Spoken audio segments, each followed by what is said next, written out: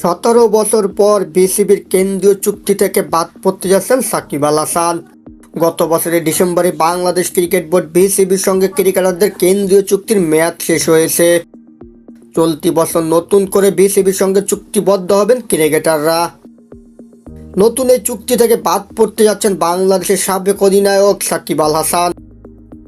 প্রায় 17 বছর পর বিসিবির কেন্দ্রীয় চুক্তি থেকে বাদ পড়তে যাচ্ছেন একসময়ের বিশ্বসেরা এই অলরাউন্ডার।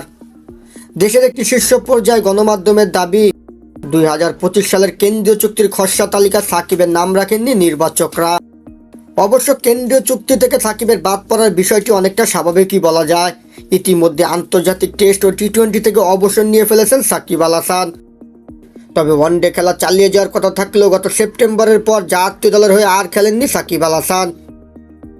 আসন্ন চ্যাম্পিয়ন ট্রফিতেও বাংলাদেশ দলে নেই সাকিব আল হাসান।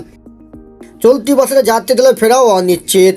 আর এইসব বিষয় মাথায় রেখেই সাকিবকে স্বাভাবিকভাবে চুক্তিতে রাখতে চাইবেন না নির্বাচকরা। এদিকে নতুন বছরের 3 ফরম্যাটে চুক্তিতে থাকবেন 5 ক্রিকেটার: নাজমুল হোসেন শান্ত, লিটন কুমার দাস, মেহেদী হাসান মিরাজ, তাসকিন আহমেদ, জাকের আলী অনিক। টেস্ট ও ওয়ানডে চুক্তিতে থাকছেন মুশফিকুর রহিম ও নাহিদ রানা। আর ওয়ানডে টি-20তে চুক্তিবদ্ধ হবেন সৌম্য সরকার, তানজিদ হাসান তামিম, তাহিদ হৃদয়, মোস্তাফিজুর রহমান, শরীফুল ইসলাম ও তানজিম হাসান সাকিব। টেস্ট ও টি-20 ক্যাটাগরিতে থাকছেন হাসান মাহমুদ। এছাড়া শুধু টি-20তে থাকছেন শেখ মেহেদী এবং নতুন করে যুক্ত হচ্ছেন রিশাদ হোসেন। ইতিমধ্যে টেস্ট ও টি-20 থেকে অবসর নেওয়া মাহমুদুল্লাহ রিয়াদের ওয়ানডে চুক্তি থেকেও বাদ পড়া নিয়ে গুঞ্জন ছিল। আসন্ন চ্যাম্পিয়ন ট্রফির পর তিনি খেলা চালিয়ে যাবেন কিনা সেটা অনিশ্চিত।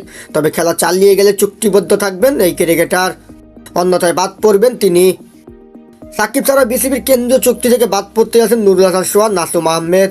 তবে কেন্দ্রীয় চুক্তিতে একটা বিশেষ ক্যাটাগরি রাখতে চান নির্বাচকরা, যারা জাতীয় দলে বিভিন্ন সময় খেলেছেন অথচ জায়গা পাকা নয়, তাদের জন্য একটা বিশেষ ক্যাটাগরি রাখছেন নির্বাচকরা।